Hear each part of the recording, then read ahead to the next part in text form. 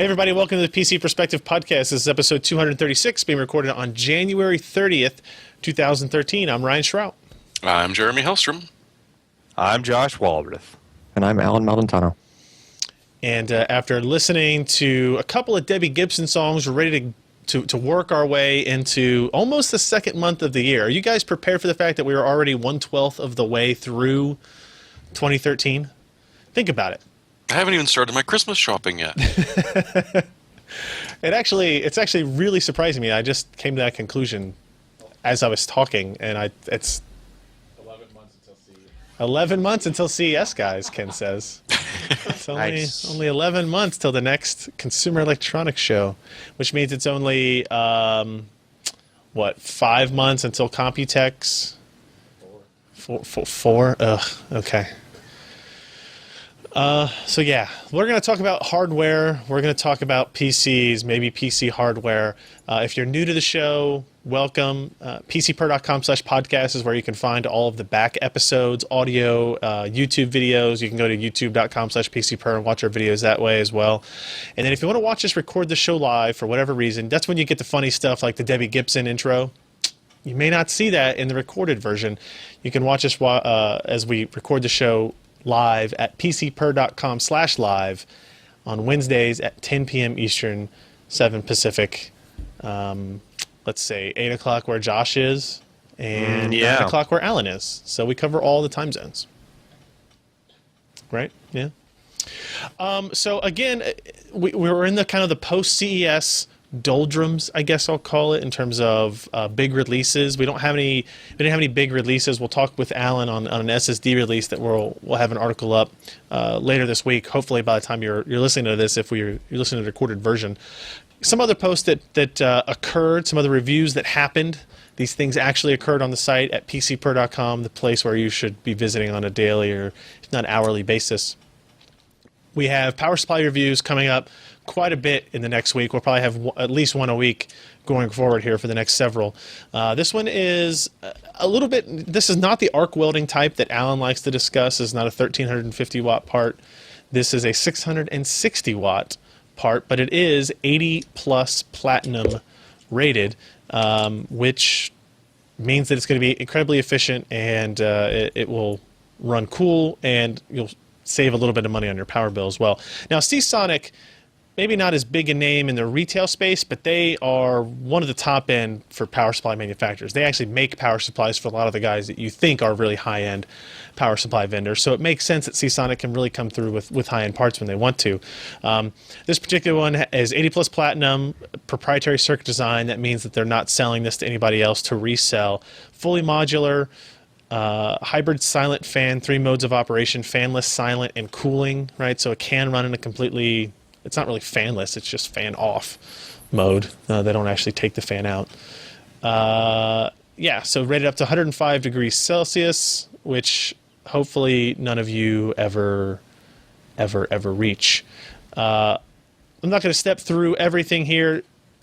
Lee does a very good job with our power supply reviews. One of the most technical people that you will meet. Gives you the good information: DC load, AC ripple, efficiency, differential temperature, and noise. We can take a look at that page real quick. Let's see. Here's our efficiency curve, so you can see kind of they're able to stay above 90%. Basically everything over 100 watts of load, which is pretty good, all the way up to the max 660 watts there. And then if we look at the noise levels, pretty darn quiet. Even at max load, we're talking about a 9 degree difference. What's our dBA? We're 31 at 500 watts. Oh, and I guess over 500 watts we can't measure it because the load output is a little bit louder than the actual power supply itself. Good unit. Editor's choice. He doesn't give these away very often. We have some gold and we have some silver winners every once in a while, but editor's choice is pretty impressive. Obviously the main drawback is going to be price. It's $150 on Newegg. For 660 watt power supply is a little bit on the high side, but you're paying that because it is a high efficiency unit. It's a platinum efficiency unit. Has a 7-year warranty, active power factor control. I mean, it's, from what he's saying, it's a really great, quiet, efficient unit. So You know, my kind of problem with these Platinum series, 80 plus Platinum power supplies, is they kind of try to sell you on the money savings you'll get from the wall, right? You're not pulling as much current in order to create as much power as you need inside the PC. Don't you have to like run it for 20 years to see your money back in such a... Yeah. Exactly. And that's kind of my, you know, pay for the Platinum if you want it. Don't pay for the Platinum thinking that you're going to make that money back necessarily. But still, it's a good power supply. So How many amps, man? Amps. It's all about the amps. what does he say here? Does it list it there? 55 amps on the single 12-volt rail. Is that enough amps for you? I like amps. You like amps? Mm-hmm. Maybe you'll also like the Thermaltake Armor Revo Gene mid-tower case from Thermaltake. Really? Those are the ones with the clamshell thingies? On the front of it, yeah. Yeah, I never really liked those very much. It was kind of a hindrance. Like, why would you have those there in the first place? This one does add some interesting features. It's got support for a 3.5 or 2.5 inch hard drive up top. You can see that there. So you can just hot swap in hard drives for people like Alan, I guess, is really what that comes down to. If you look at the outside here, maybe we'll show a better picture of the clamshell fin design. I don't know how you necessarily want to call it, but there's two things that open up. And I think They're a cases labia. Yeah, no, I think that's correct. Yeah, I'd go with that. I think they should put that on their marketing material. They probably sell a lot, but they sell a lot more. Yeah. I'm not gonna look in the chat room after that comment. It has a light too. You know, Maury did this review. He went through the exterior case deconstruction. Maury likes to take things apart. Building a system inside of it, and then what cooling capability you have in there as well. This is a lower cost case, not as low as the $200 we saw before. This is $129 on at Tiger Direct, $105 at Amazon, various different places like that. In terms of strengths and weaknesses, it does have 3 fans included, 200 millimeters, one 140 millimeter. But the weaknesses included like lack of toolless hard drive trays. You can't mount a top. You can't use a top-mounted water cooling radiator with it. External accessibility of expansion card slots, no thumb screws, aluminum front bezel. So apparently he didn't like those either. Josh, so your distaste for the chassis. But do you know how many hot dogs you can fit in between those? No. No? No. Damn it. I don't know. Damn it. Anyway, Maury posted another review that I think some people might be more interested in than just the case in the power supply. Gigabyte Z77X UP7. This is Gigabyte's, I would say, highest end motherboard, depending on what angle you're coming at with this. It has it has some interesting features. Let me go ahead and flip ahead here. It's got 6 USB, 3 on the back, gigabit Ethernet, 1 Intel, 1 Realtek. Scroll past all those specifications, and let's actually look at the board. This is one of the boards that when Colin came to visit us here at the offices that they were showing off was the UP7 board. It has a 32-phase power design, all digital PWM, 4-way graphics support that has their updated BIOS, OC Touch, what do they call it? Gigabyte 333 onboard acceleration, the higher amperage through the USB ports for charging capability. So here's what's interesting. If let's see, where does he have it? So here's the PCI Express layout. Notice that there are 4 orange slots and then 1 black slot, all by 16 size. So the 4 orange slots will support 4-way graphics, Nvidia or AMD, and it's using a what is the exact model? A PLX chip. I can't find the exact model on here. PEX 8747. It's a 48-lane PCI Express Gen 3 switch, which means it takes the PCI Express 3.0 from the Ivy Bridge processor, 16 lanes, splits it into 32 lanes, gives 8 to each of those orange slots that you see on the motherboard. However, what's kind of interesting is that black slot, if you only populate that with a graphics card, it has the capability to take all 16 lanes from the processor, skipping the PLX chip completely. So plugging a graphics card into that, it goes directly to the processor, or any card necessarily into that, it goes directly to the processor, not through the PLX chip. So if you have any concerns about latency or anything like that, this offers the capability to do both, which I think this is the first time I've seen anything like that before. Josh, you have any recollection of anything else like that? Have you know the Enforce N200? Yes. Well, that chip, but a motherboard that integrated the ability to skip past it. Yes, I think there was another one out there that recently. But no, it's still, unique engineering in ways, and it's not easy to engineer in the first place, but they did it without having a massive board. Right. It has 10 SATA ports on the internal SATA ports. It has an mSATA. Is that mSATA or MPCIe? I think that's mSATA. Yeah, I can see the label right there. So an mSATA on there, so you can have an mSATA SSD that we'll talk with next. Maybe Alan has some options for you that you can integrate onto this board, use for caching. He's going for the trifecta. No, the quad. No, the fives. No, go to. You got. That's it. That's all of them. That was a full house, right? I'm a little let down. Not gonna lie.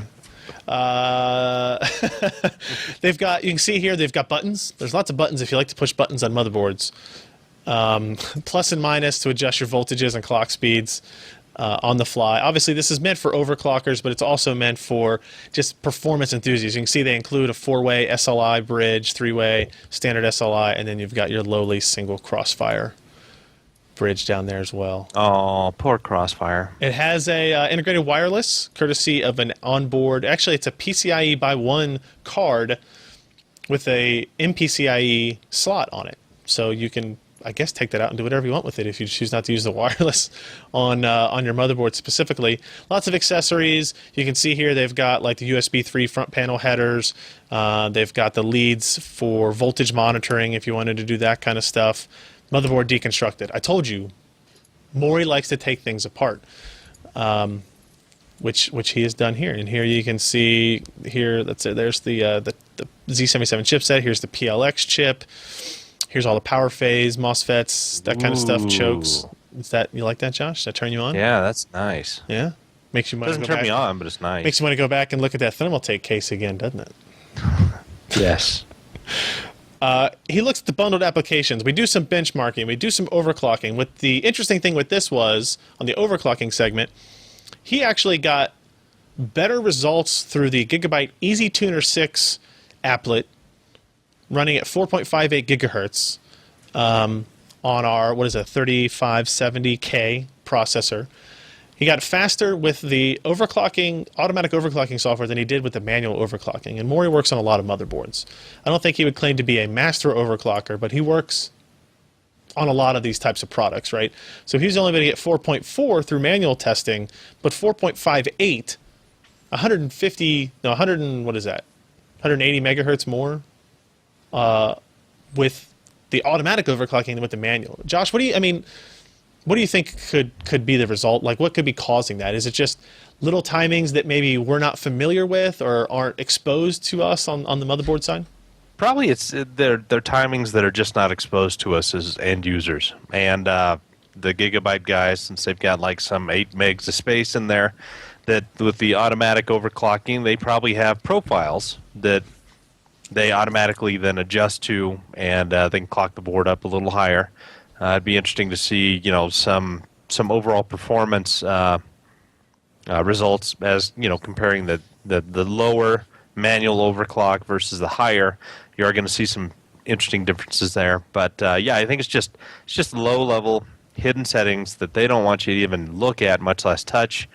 And kind of like Jeremy around elementary school. No. Who could resist a face like that when you're 12?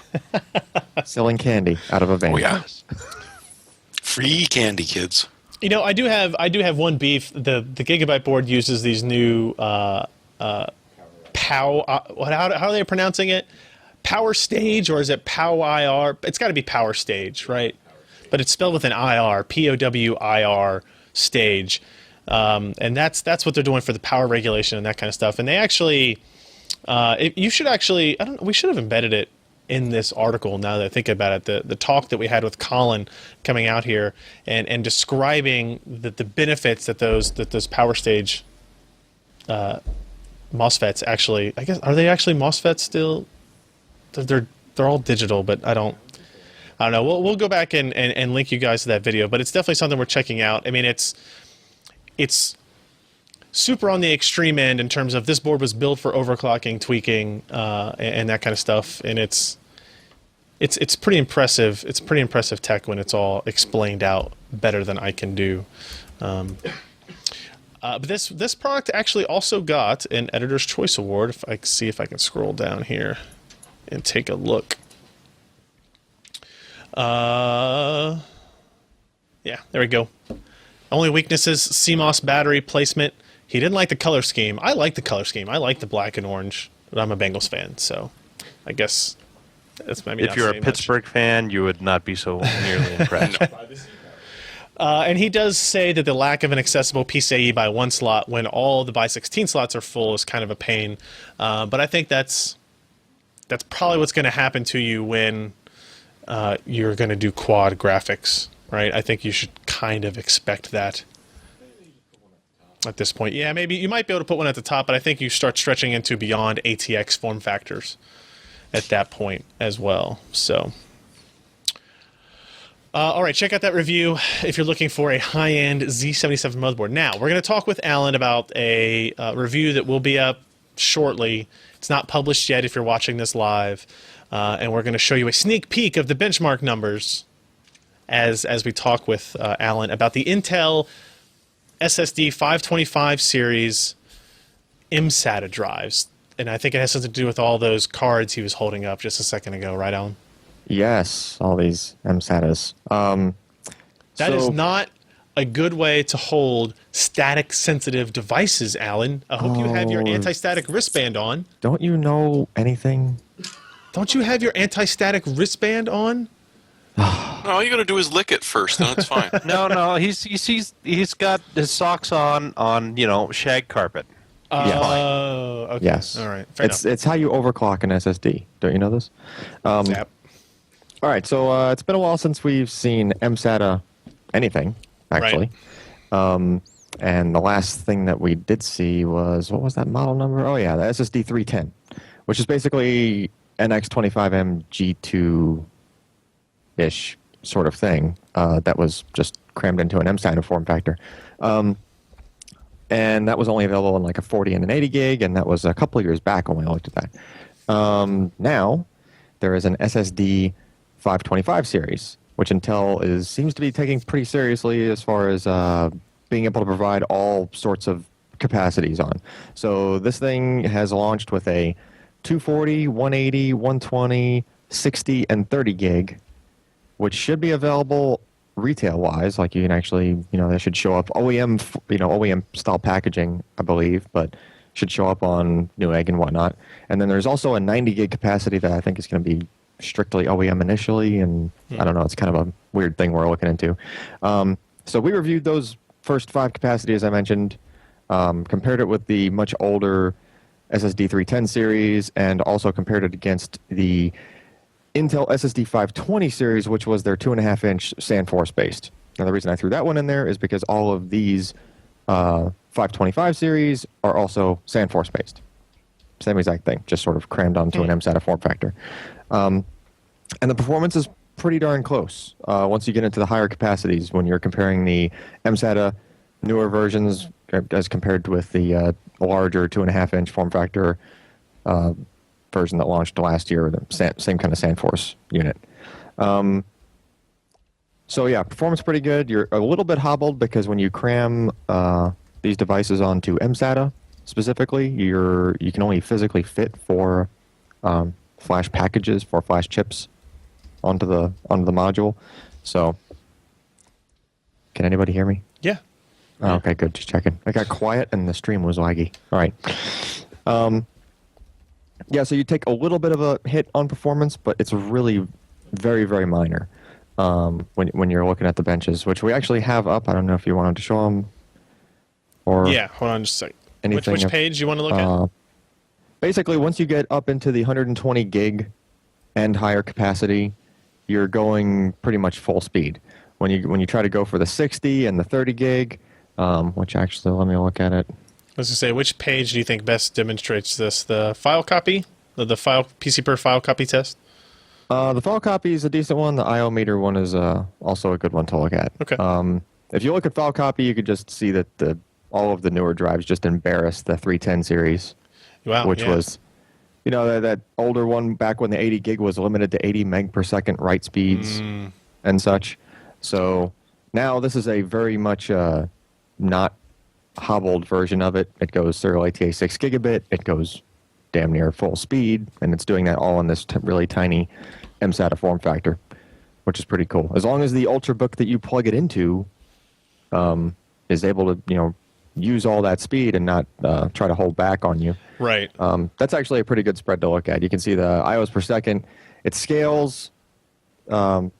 Basically, all those drives are pretty much neck and neck with each other when you get towards the top 4 capacities listed there. But Right. once you drop down to the 60 gig and the 30 gig, it just 30 gigs way down there.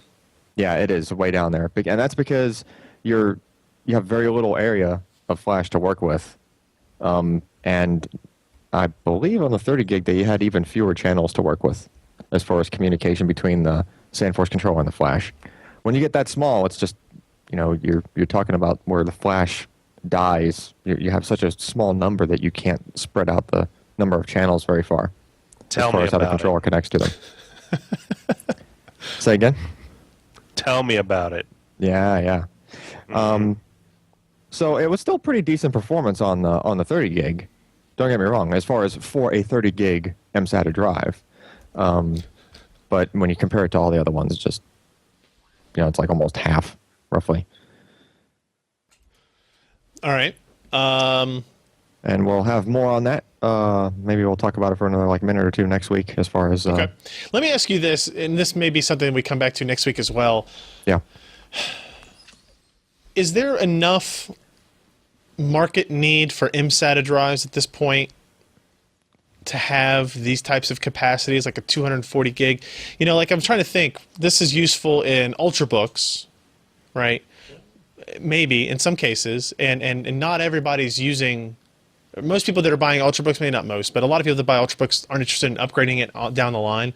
I'm looking at stuff like we have the Intel NUC, but do we know about do we know anything about the cost of those yet? I don't know about the cost of... Oh, wait, you mean of the MSATA drives? Yeah, the MSATA drive.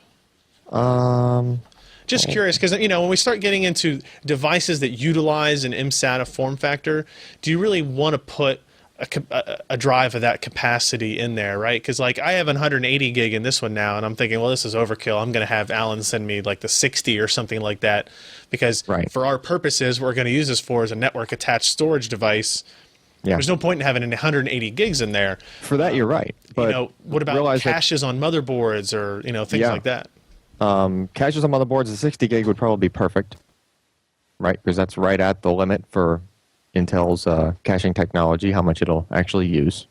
I guess Ken pointed out you buy a 240, you put it on that gigabyte motherboard we just looked at, and that's your only drive. Yeah, you could just make that your C drive. Yeah. I mean, that's a very capable, despite its size, it's a very capable 6 gigabit, SATA SSD. So what if you cached an SSD with another SSD? It won't let you, first of all. Oh. Okay, so let's see here. 30 gig is $54. 60 gig is 104. 120 is 150. 180 is 214. 240 is 279. So you're paying a little bit of a premium because it's a really small drive, but it's not a really horrible premium. It's not super bad. No, we've seen 2.5 inch drive launches. At close to those prices. So the other thing that didn't really catch on that I'm hoping will catch on a little bit more is those like the Lenovo laptops that we saw a couple of them launch, and I think there were some HPs where they had the it's basically a 2.5 inch drive slot in it and a MSATA and a cache in there drive as well, right? And you can either use it as a cache or you can just have it as your C drive. I think there was some some folks that sort of shied away from that and didn't really catch on because up until recently you didn't see anybody launching any decent capacity MSATA. When I did the review of the Nook, that was kind of one of our limiting factors. Is it came with a 525. I didn't know it was a 525 at the time, actually, but I couldn't find it. I thought it was a 520. I couldn't find it for sale anywhere, and the amount of MSATA drives available on the market were fairly limited. Yeah, and this and kind of expensive as well. And we saw some other who was it? Same company that launched the DDR. What was it? DDR, the new DDR stuff. Was it Micron? Yeah, Crucial Micron. Yeah, Crucial Micron at CES. They also announced that they're going to try to make I think it was MSATA form factor in larger capacities, and there were another couple of companies that did the same kind of thing. So I'm hoping that this will sort of catch on, and these things will be in, in more devices, like Ultrabooks and stuff, and as opposed to those weird proprietary sort of gum stick form factor, that elongated version of MSATA that the connector is different for each company on, right? From what we've seen, because at least MSATA, it's a standard sort of thing, and true, it's following mini PCIe, and you can even make a port that actually is like a hybrid port that goes both ways. Asus motherboards have that. Some of the Asus motherboards have that. Yeah, they can go with that. All right, so we'll talk about this more next week, and if you're interested in the review, and I think a lot of you guys are, check back on the site Thursday or Friday, and Alan will have it up by then, right, Alan? Yes. See me looking? Yeah. All right. All right. Let's go ahead and take a quick commercial break. Let all of us stretch our legs here a little bit as we thank our continuing podcast sponsorship from MSI. Get the best of the best with MSI GeForce GTX graphics cards. The award-winning twin-frozen series of GPU coolers feature a nickel-plated copper base, large 8mm super pipes, dense heat-fin stack, and the innovative propeller blade design with dust removal technology. Coupled with our industry-leading military-class component design and the widely acclaimed Afterburner overclocking software, MSI provides the best in overclocking and gaming on your rig. Gear up and game on with MSI GeForce GTX today. You got him to say super pipe. We did. Yeah, we're actually when he's coming out again fairly soon to do some more videos with us, or record a bunch of different podcast advertisements. We'll try to do some B-roll, like some humorous outtakes. Yeah, you got to get him to do some crazy stuff as well. Just crazy. He looks a little too calm there, doesn't he? He's a little bit too laid back, a little bit too tense. Maybe laid back's not the right word. He's too tense, right? We gotta get him relaxed. Maybe he's a teepee. He's a wigwam. Maybe what we'll do is we'll go up to like the Applebee's bar and get him nice and liquored up, and then come back. Yeah, now we're talking. The ad spots, right? That's what makes PR people dance Gangnam Style at CES. Oh, Lord help us all. All right, let's talk about some news from this week. First up, we are going to talk with Jeremy about not overclocking results, but the discussion of will you be able to overclock Haswell, how will you be able to overclock Haswell, etc. And you just kind of briefly overviewed an article that Hardcoreware wrote on that. I did indeed. But essentially what they're doing is they're trying to guess what Haswell is going to be like, and one has a feeling that it's probably a fairly informed guess as to what's going on. Probably. But really what they're sort of seeing that's kind of nice is that whereas before you've had trouble overclocking lately because the Uncore is a little oversensitive, we could say. So if you try and bump something up, a lot of the time, even just a megahertz or two is going to all of a sudden give you ridiculous instability. Yeah, even when we looked at the Gigabyte review that Maury just did, like the difference between 103 and 104 could overclock, was not stable at all. No. So now what they're thinking is that with the upcoming Haswell, we've got sort of two things going for us. One is the fact that the inclusion of the GPU on the chip, it now all of a sudden has introduced this idea that since they're going to be sharing the L3 cache, you're going to actually have to be able to set individual clock speeds. One for the Uncore and one for the CPU core. So, in theory, you might actually have a lot more leniency when you're trying to overclock than we have been having now, and hopefully without the heat problems that we sort of saw with the original launch of these new chips.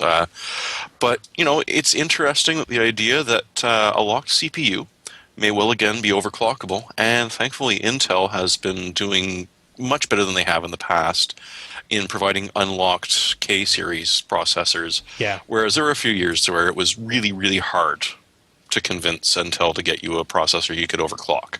They're definitely still going to have K-series unlocked Oh, yeah. parts, and what can I say?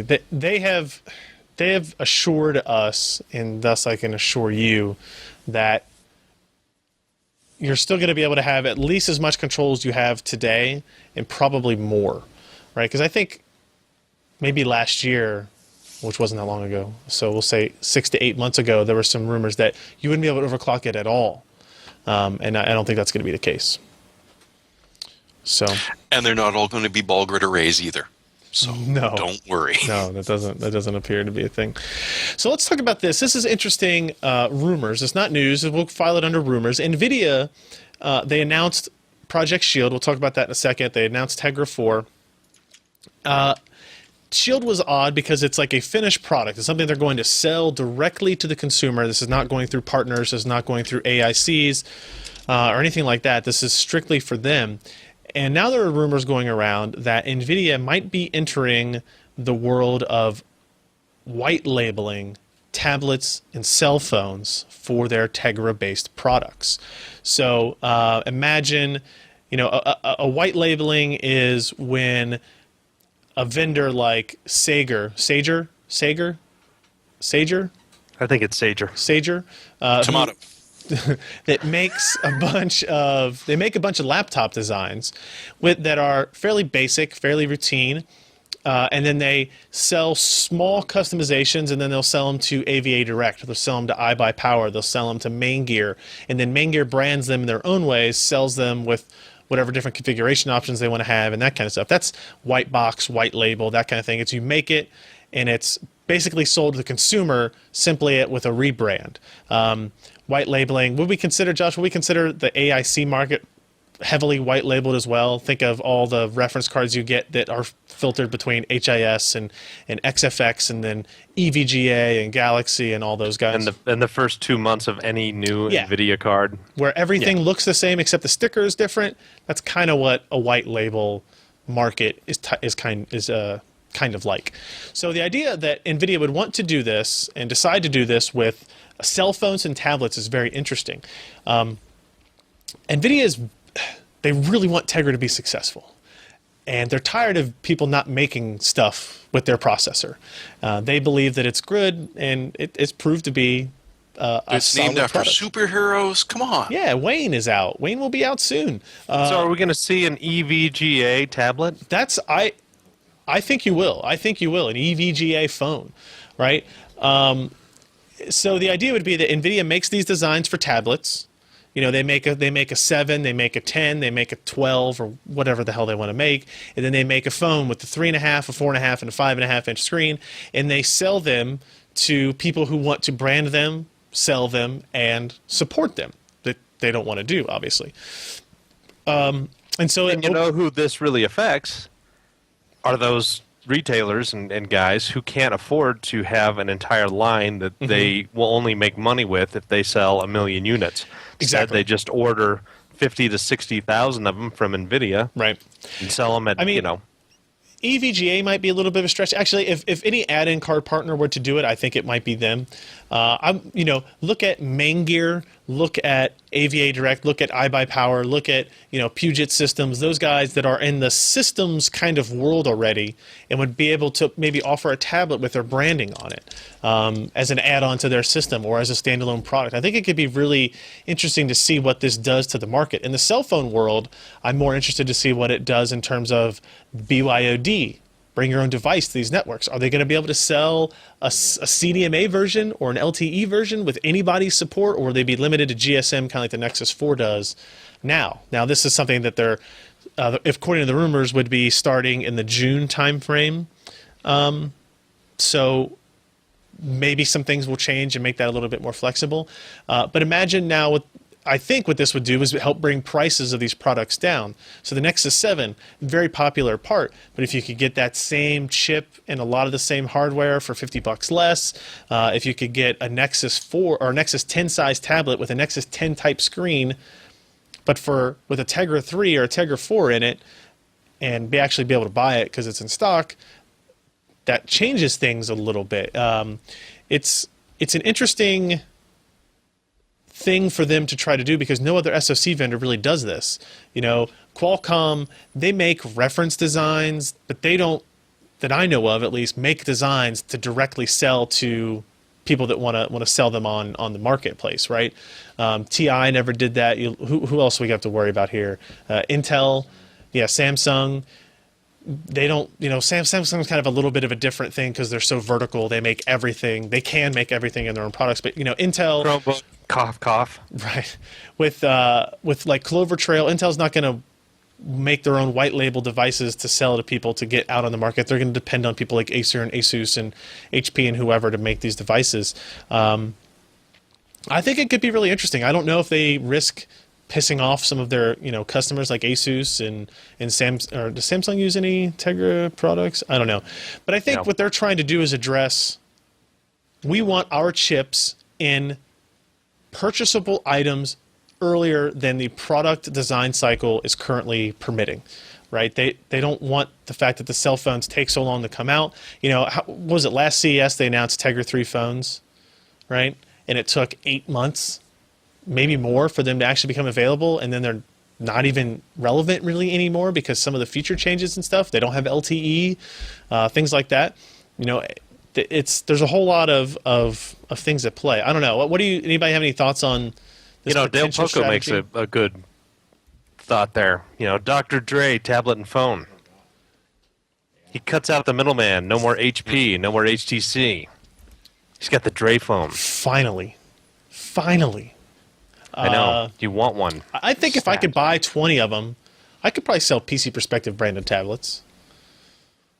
Right? Maybe you know, sell them for, you know, a monthly subscription, and then it has a number, like an icon that automatically calls Josh for technical support or something like that. Something like that. Maybe my children could do excellent technical support. There you go. I just, you know, It I'm trying to automatically look out. calls the Papers girl back. It just plays that message back every time you hit the button. That's a startup sound. So Yeah, go ahead, Ken.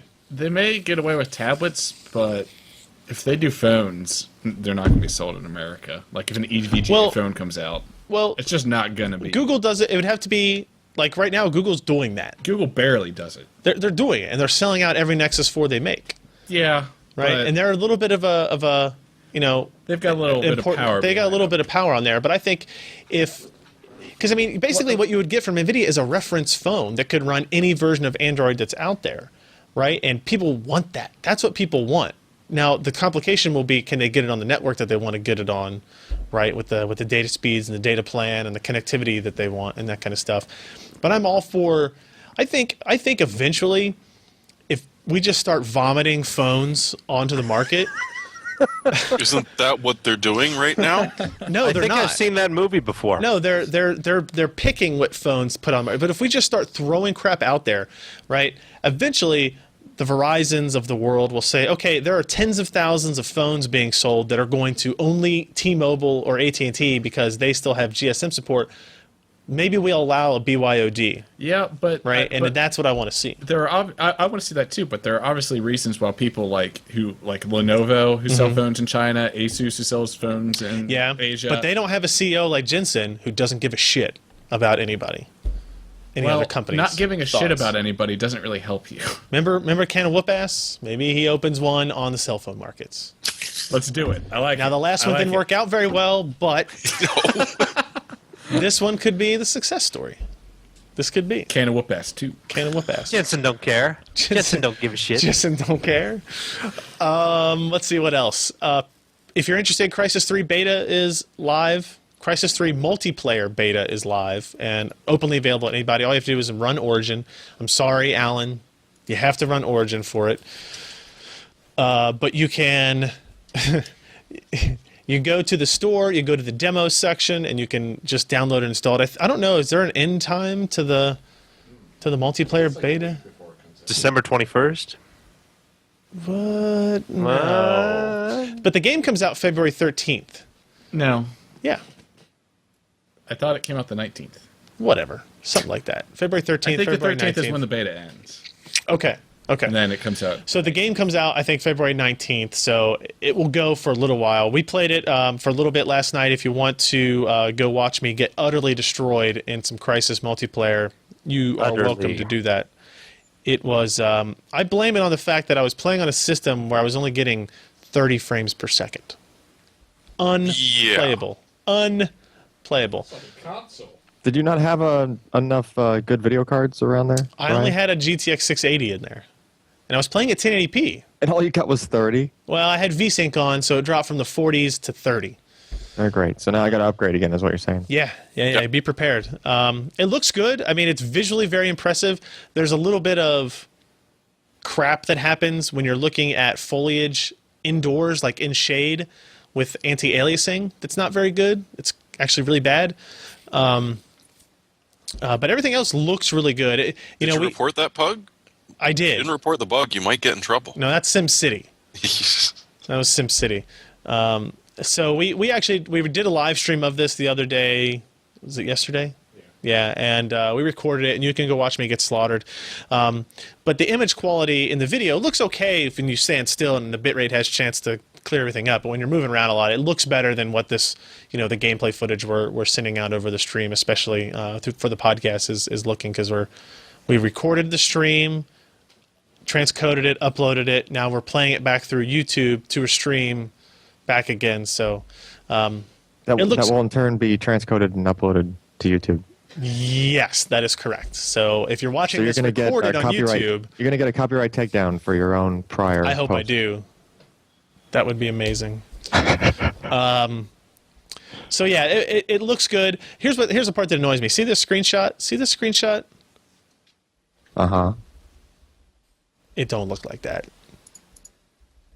It doesn't look that good. That kind of looks like ass when you zoom in on it.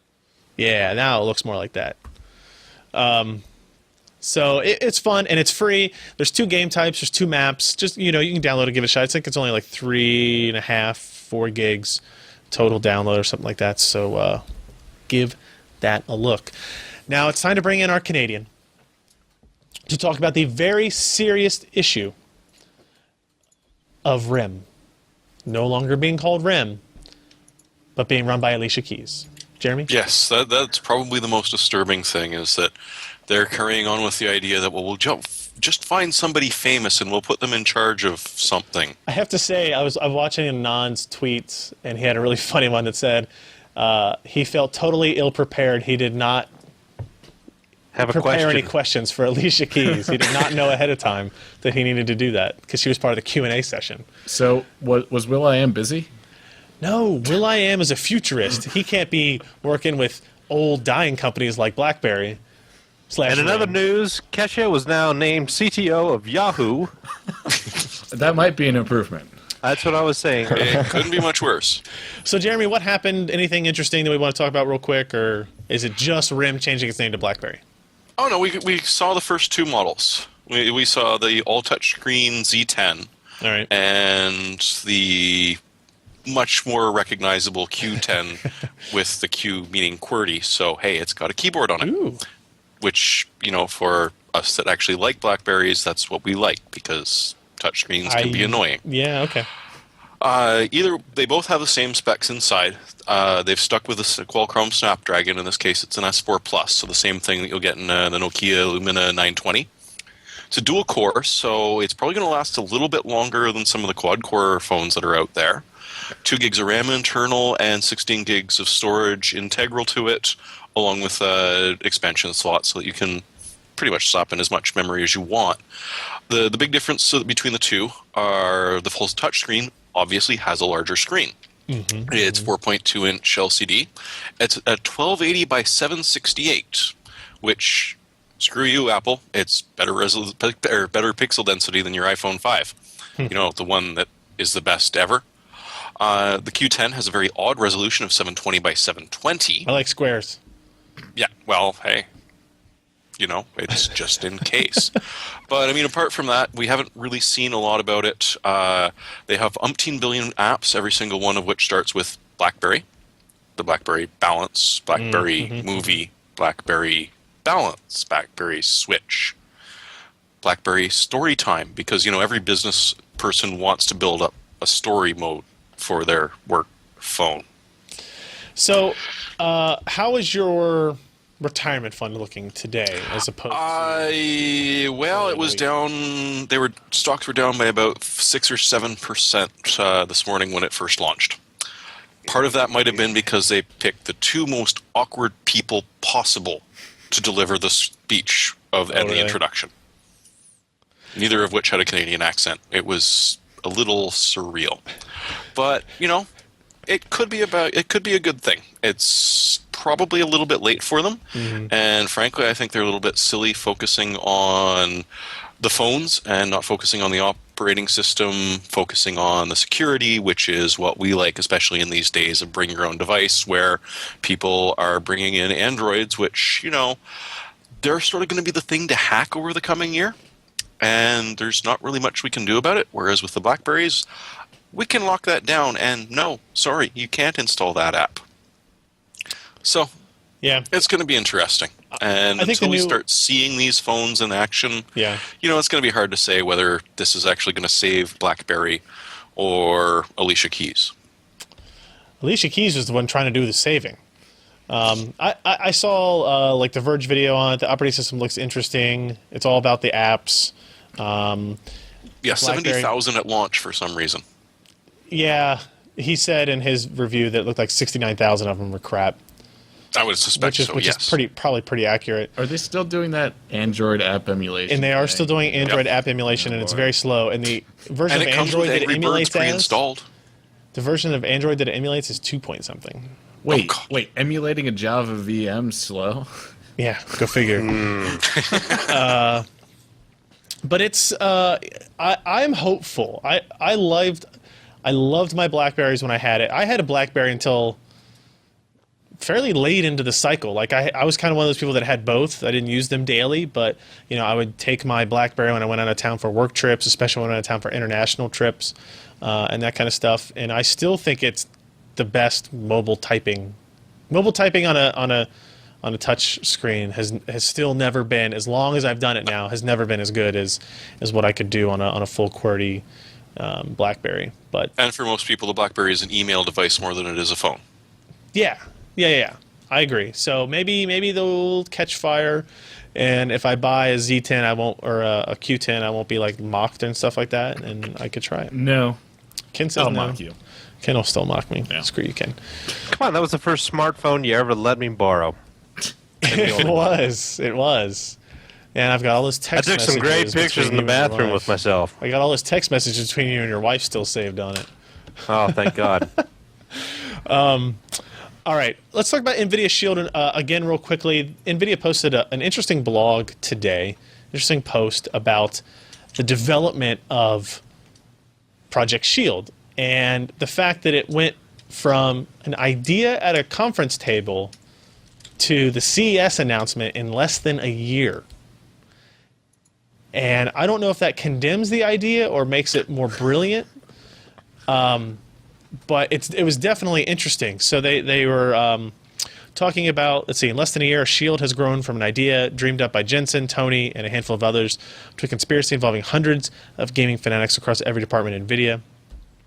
And they said one of the things that was in here that they said they were trying to develop gaming peripherals, gaming ecosystems for Android-based devices, and they basically came to the conclusion that they've built the hardware that they think is best for it. They built the software that they think is best for it, this kind of controller APIs and stuff that they were handing out to people. Why not just go ahead and finish the deal and build the best? They were looking at different accessories, like gaming accessories you could buy, Bluetooth and USB or whatever. So why not just build a device based on this? They basically said they had created everything else, why not go ahead and create this? They said just build a device with a great controller built in.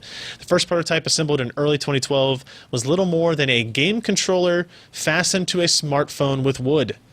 From that crude beginning, NVIDIA's team of industrial designers sculpted a device that could fit in a user's hands. No outsourcing required. NVIDIA has a team of veterans who have already shaped the look of a number of products built around NVIDIA's processors, like the drool-worthy GTX 690.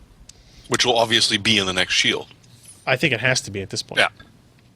No heat problems there.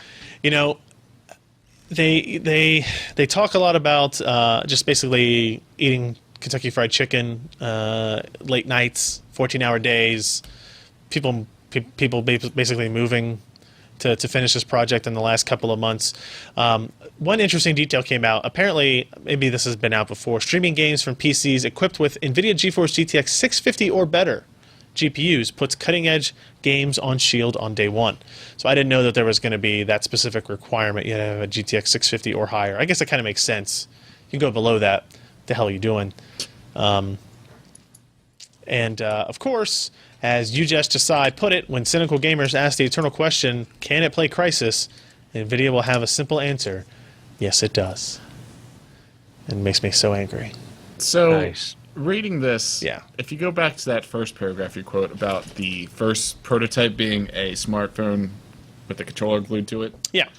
it's interesting because over the past couple of months I've seen a couple of Reddit threads, and of course they're reposts, so it's the same content every time, but of people with like their Galaxy S3 and a controller cradle and a PS3 controller.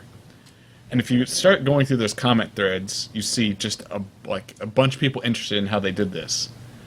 So, I mean, that's obviously a lot cheaper than buying another device, but maybe that lends a little more credence to people actually wanting this.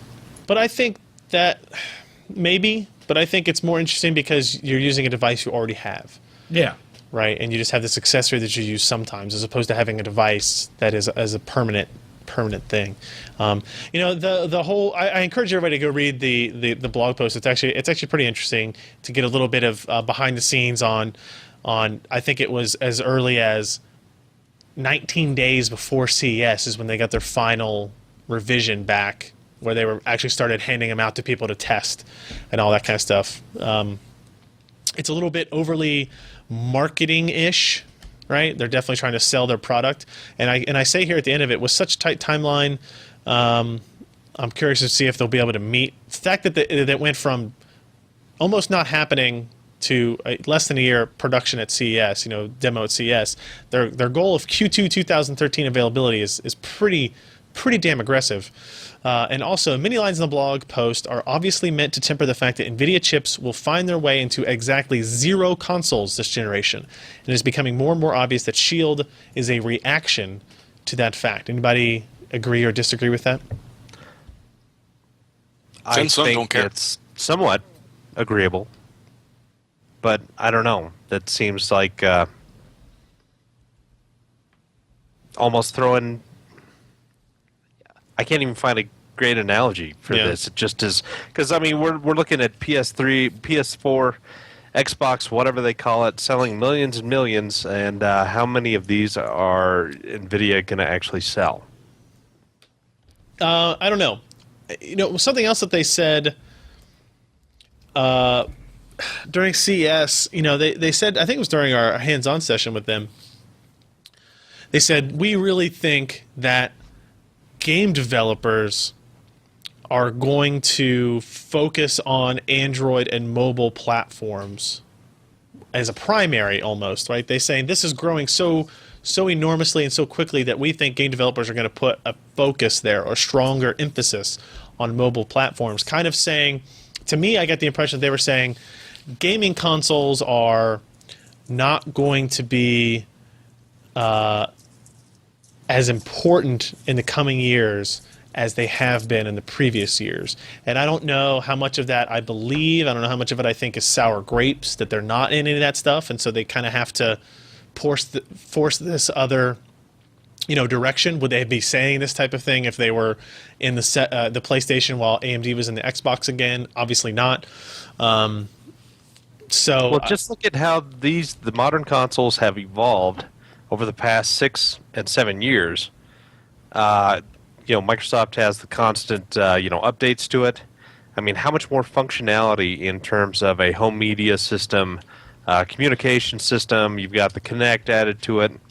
I mean, how many more things do you do with your Xbox than you originally did in 2005? Yeah, a lot more, and I don't know. There's might be some validity to the fact that You don't play as many HD DVDs now. Oh man, maybe. So interesting editorial. I encourage everybody to go check it out. Let's talk quickly with Josh about details on AMD and Apple earnings and if they mean anything to us. They mean absolutely nothing to us because we don't. How many billions did Apple make? Apple how many made something billions like did AMD make? 57. Hang on, 54.5 billion revenue with a net profit of 13.1 billion. They sold 47.8 million iPhones in a quarter. I think it's a lot. in a quarter. If you think about what, they're $700 a pop for a new one. Well, yeah, but they're probably not selling They've that got many that the way. 4 and the 4S that they're selling as well. True. But still, that's a lot of stinking cell phones. Yeah. And that's a lot of money. And of course, their share prices went down because all the analysts said, well, they've totally saturated the market and it's all downhill from here. Because St. Jobs has left the building. Yeah. All right. What about AMD? What do we get? They did better than expected, but not by much. They made 1.16 billion, so that's well down from their usual 1.6 to 1.5 billion that they have typically done. They got hit extra hard by the downturn in the PC market in the last 2 quarters, and even Intel was hit a bit, but AMD really got the lion's share because Bulldozer's kind of lost its grip. I mean, Trinity's doing okay in both desktop and mobile, but it's a $119 part at the top end. So their ASPs are down. They're just, they're doing okay. They're keeping their head above water. Rory and the gang are doing some significant hacking and slashing to keep the company afloat. But, from what we saw at CES, other than the surround room, gee, I hope they market that one more. They're going to sell to you for $10,000. Yeah, that's it. That's sweet. 32.4 surround. I don't know. They have some interesting products coming up. I think their biggest one is going to be Kabini, and that's going to be low power. 8 watts to 15 watts, and I think they're going to have a slightly higher wattage one than that, maybe, but not so much. Anyway, it's going to be one of the first native quad-core x86 in that power range. I think it's going to do well. It's one of their first APUs with GCN graphics, even though I don't think it's really as HSA enabled as the next generation Kaveri Sure. of the desktop chips. But still, it's going to be a significant product and I think they're trying to get that out as soon as possible. And then afterwards, we don't see a whole lot about AM3 Plus. I think we're kind of in last stages of that socket, and everything's going to go to APU, even the enthusiast, but they have to kind of wait until they hit 28 nanometer to get enough die space to do more enthusiast level parts, as well as go to PCI Express 3.0 and all these other things, because the 1090 FX chipset was canceled like 2 years ago. So anyway, we're going to see FH2 or FM2 and FM2 Plus. Probably FM2 Plus is going to be around November, December time. We'll start seeing those boards coming out, and I think Richland is coming out in a March time frame. That's going to be a slightly updated Trinity, but it was more software and some basic optimization. So they're staying alive. They lost something like 1.1 billion over the entire year, but they've got that oil money constantly coming in because those oil guys, they bought Global Foundries, and AMD is still Global Foundries' primary customer, And if you want your fab business to not just grow but stay alive, they're going to need customers, and so those customers need support as well. Alrighty. So that's all the news we have here. We have an interesting interlude here before we get to our hardware software picks of the week. We had a question. I got a question in an email that I thought was interesting enough that I was going to bring up here on the podcast and solicit everybody else's advice. So here it is. This is from Antonio in Wisconsin. And don't hold it against him just because he's from Wisconsin. He says, I have a different kind of question for you. I have an HIS 6850 that has been damaged. 6 surface-mounted capacitors and 3 resistors have been knocked off the back of the board and were lost forever. With little to lose, I removed one cap, measured the voltage, took a dead GeForce 7600 and salvaged caps of approximately the same value to put Humpty back together again. To my astonishment, the card works, kind of. It cooperates until I install the driver, then it becomes very unstable and struggles to go any further than the Windows loading screen. I don't know the capacitance of the original components and cannot find any schematics online for any card ever created. I do not need the card, but this has become a bit of a challenge. Any ideas or thoughts on how I might be victorious and declare dominance over this wreckage? Now, I have no idea how he would go about... I got some ideas. Okay, I'm love to hear them. First, you got to know what the right values are, even if you get them off of another card. Like if you can find someone else that has one of those cards, or look on eBay auctions for if that card pops up and someone happened to take a good enough picture to figure it out, like what's on there. Right. You know, you just got to have the right stuff. Because he also mentioned resistors. The capacitors themselves, I wouldn't think would make a board unstable. The fact that after he installed the driver it becomes unstable makes me think that the board is actually doing like everything it's supposed to do with the driver installed instead of the generic stuff, so it's drawing more power. Yeah. And maybe those resistors that he swapped out are not the right value. And so once it does actually load them, it starts getting more voltage drop than it should, and the board has less voltage to operate on, and then, you know, weird snaky things happen, right? That's the only thing I could think, is if those resistors were right next to the capacitors, they were probably part of a filter, like a noise filter, and if the resistors were in series, then changing them to different values makes huge differences in what the output is to the rest of the board. And then it'd be the same thing as if your power supply for your PC output like 11 volts instead of 12. You know, your PC would do weird stuff. It wouldn't be happy, right? That voltage, like all the reviews we read from Lee, right? All the voltages need to be dead on, very little margin for error, otherwise your computer becomes unstable. Right. Same thing applies within the guts of that card. All right. Anybody else have any thoughts or ideas? Don't use the 12.6s. Say what? Don't use the Catalyst 12.6s. Yeah. That would definitely be another thing if you're only trying it with one driver. Did he Give say it he a just shot. knocked them off, or did they leak? No, I think they broke off. So, That was sort of the last one that they put out for the legacy cards. but wouldn't he still have them? Yeah, he said they were lost forever. Oh, Yeah. okay. Boy, that's going to be a lot of damage, because if they're surface-mounted capacitors and resistors, I mean, it's not like, you know, the big round ones. I mean, it's the SMT. It's that's, you gotta have some serious force to knock those puppies off. Yeah, So you might gotta have wonder lifted- if there isn't some might have trace lifted a damage trace. going in there. One of the suggestions in the chat room was to open your garbage can lid, place card inside, close garbage can lid. I have broken things off of motherboards and graphics cards before. It's not fun. I have the benefit of being able to go and have another part sitting by. But I appreciate Antonio's desire to kind of address this challenge. You know how many hours I spent straightening out those stupid pins on CPUs? Yeah, I did do that several times. Or how about when you had IDE cables, or That's and a bad word. you would cut each of the wires out so you could bind them individually before they sold. I never did that. Yeah, you never split did the, that. Stupid split the enough to conductors do and it. make your own rounded IDE cable. You never did that, really? No, That was fun. I like into the the shrink big, wrap. flat, wide ones. Yeah, you do. Yeah, you do. All right. If anybody out there in our listenership or viewership has any ideas for Antonio, feel free to email me, Ryan@pcper.com or whatever.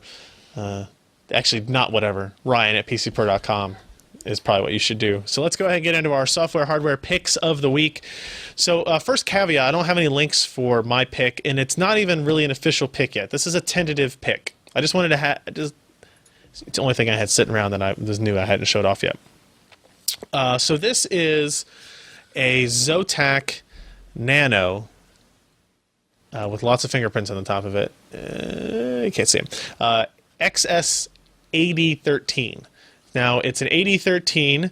It's brand new. I don't think it's out yet, but it includes a AMD Brazos 2.0 E2 1800 processor, APU, with, 7340 graphics, or some useless designation. 2 gigs of memory, 64 gig SSD, USB, Wi-Fi, remote, etc., etc. So now this is kind of, when we did our NUC review and our NUC video, we had a lot of requests for, hey, you could do that already with these types of devices.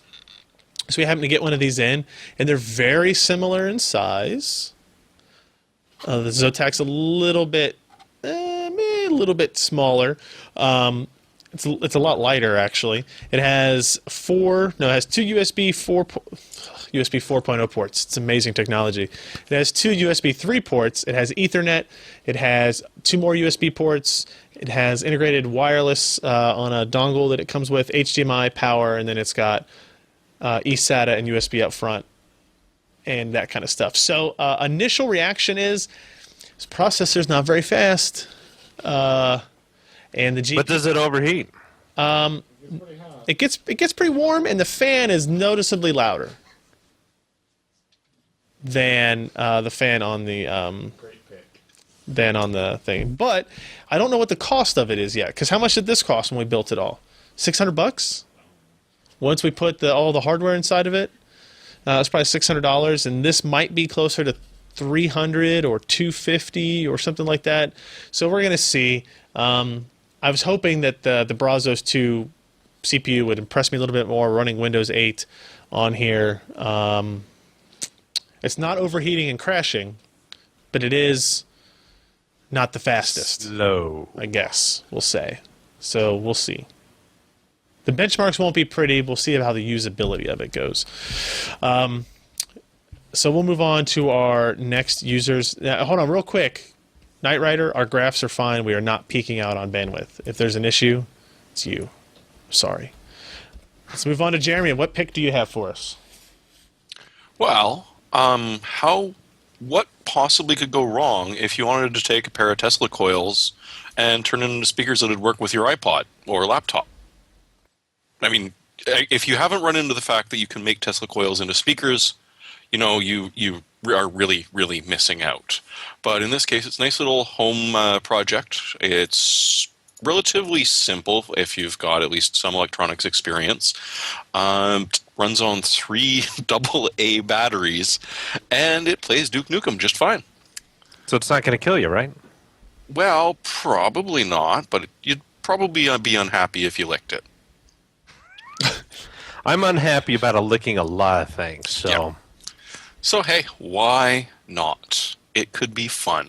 But from what he said, don't put the 2 Tesla coils too close together. They will interfere with each other, and while it will probably be pretty, it ain't going to work anymore. I want to see it. Make it pretty. Show the video. Does something exciting happen in this video, Jeremy? Well, apart from it playing Duke Nukem, No, yeah, okay. I can't hear anything. I can only see stuff. Where's the cool stuff happen? Is there cool stuff? Any second now. There you go. All right. It works better with audio, because otherwise it just looks like a Tesla coil spitting out electricity, which in and of itself is fun. Fair enough. All right, what else we got? I don't Josh? know. What do I have? I got to do you got? remember. What do you got? Oh, finally.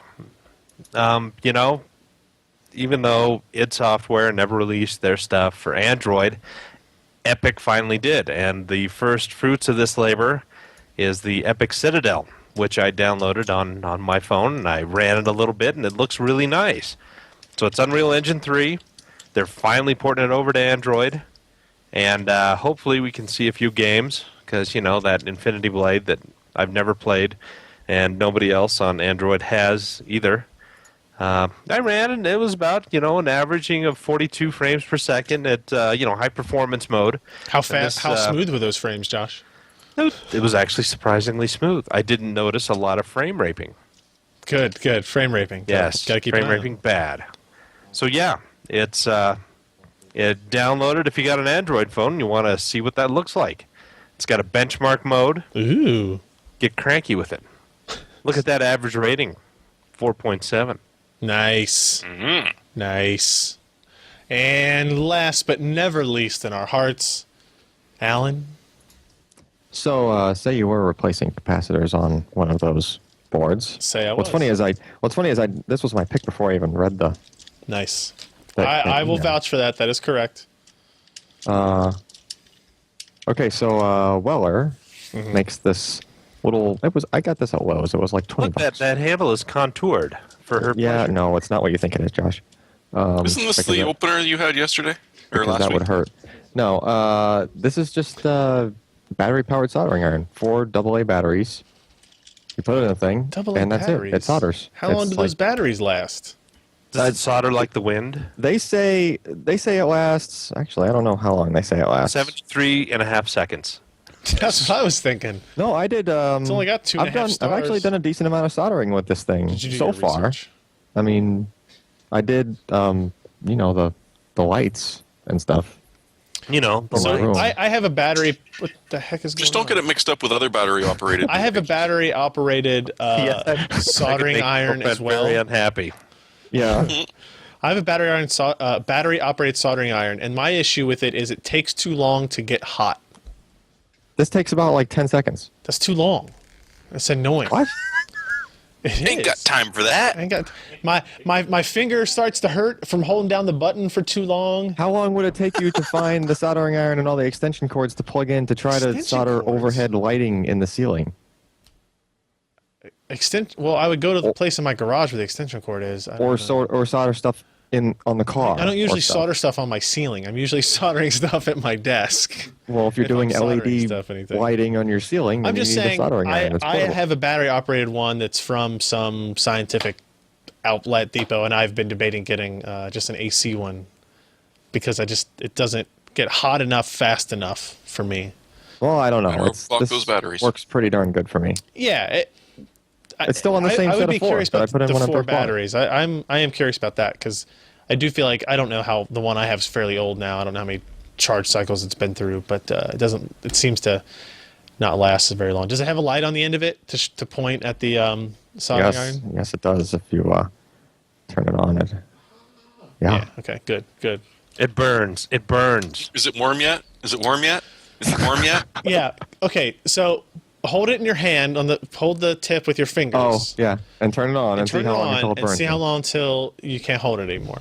No. It's a dare. Burn those thumb fingerprints off. That's right. That's the future. All right, everybody. That is going to round out the. Actually, do we have one more thing? Yeah, you can show your old crap now. Yes, ancient hardware. Crap.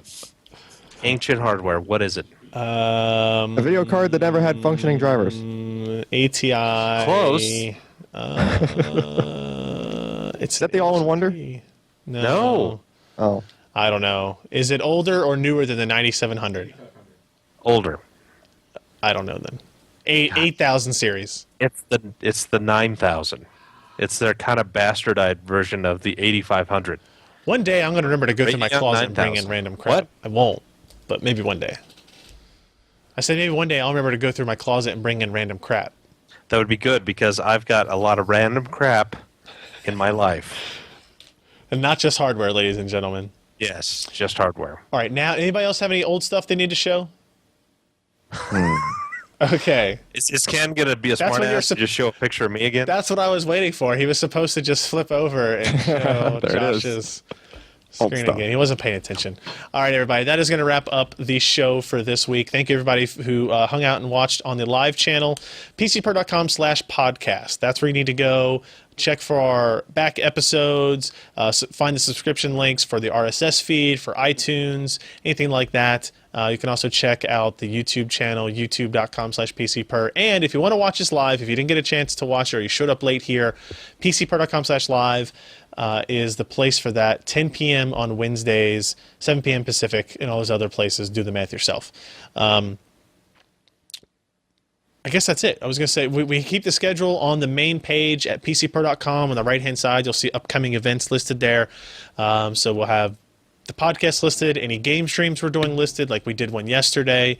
Tomorrow, I have This Week in Computer Hardware you can come watch. Keep an eye out for all of our live stuff. We're doing cool things. Sometimes, maybe. Sort of. So we'll be back next week with another rousing discussion about PC hardware, guys. I'm Ryan Schrow. I'm Jeremy Hellstrom. I'm Josh Walrath. And I'm Alan Malventano. The Waiting for old man Josh. was so lost and confused, he did not know.